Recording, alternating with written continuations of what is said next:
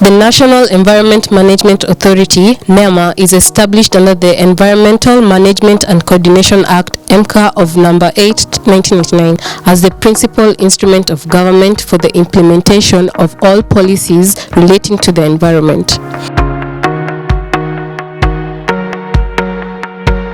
The core services of the authority include registration and licensing of environmental experts, environmental auditing, environmental incident management, environmental inspection, environmental information, education and communication, environmental reporting, environmental planning, and development of curriculum for training of environmental impact assessment and audit experts.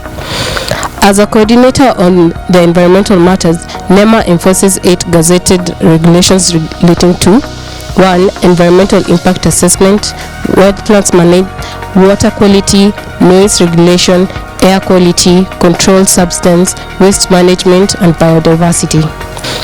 In line with the authority's service charter, the following are some of the services and obligations on the part of the authority and our esteemed customers.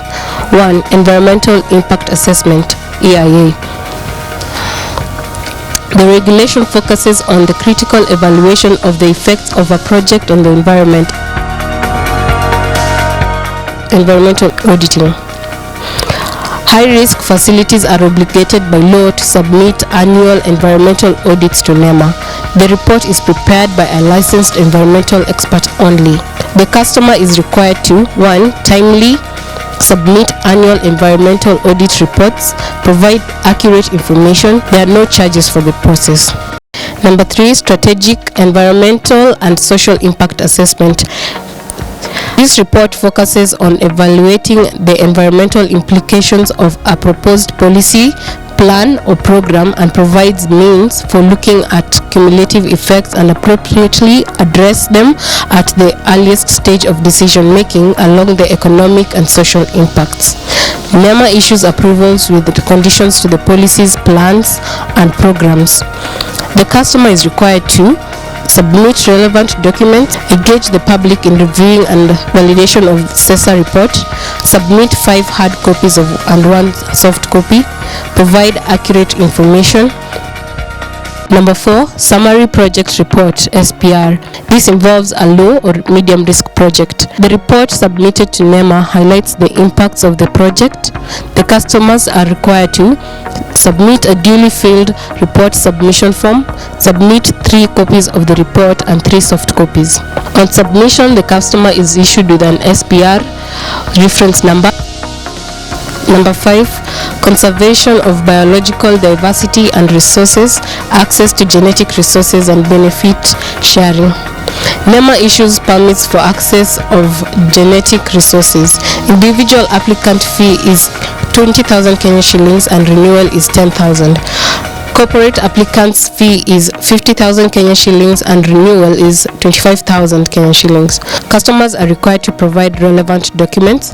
If biological resources are to be taken outside the country, the customer is required to provide a duly filled material transfer agreement.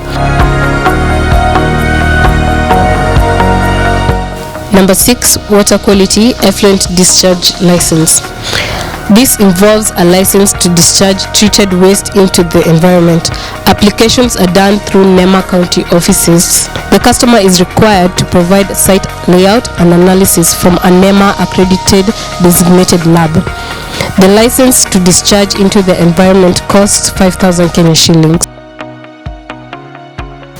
Waste transportation license.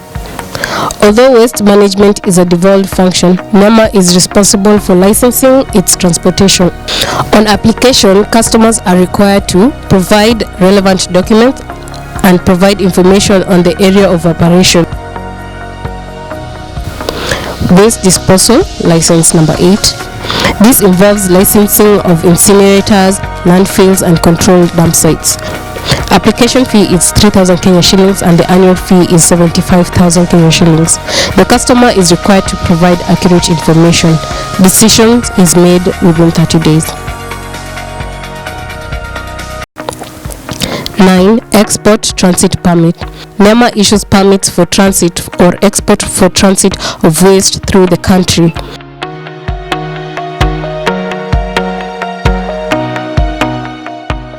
Plastic carrier bags ban. Nema banned the manufacture, importation, and use of plastic carrier bags in 2017. The authority issues exemptions for plastic bags mainly for primary packaging and advises on alternative controlled substances. Through this regulation, the authority seeks to regulate production, trade, and use of controlled substances.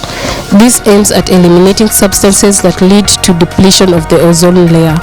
The authority therefore issues license to produce, export, or import these controlled substances. 12.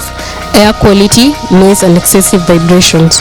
The authority developed the air quality regulations in 2014 with the devolution of noise regulation. The authority has used the regulations to build the capacity of the counties in enforcing the regulation.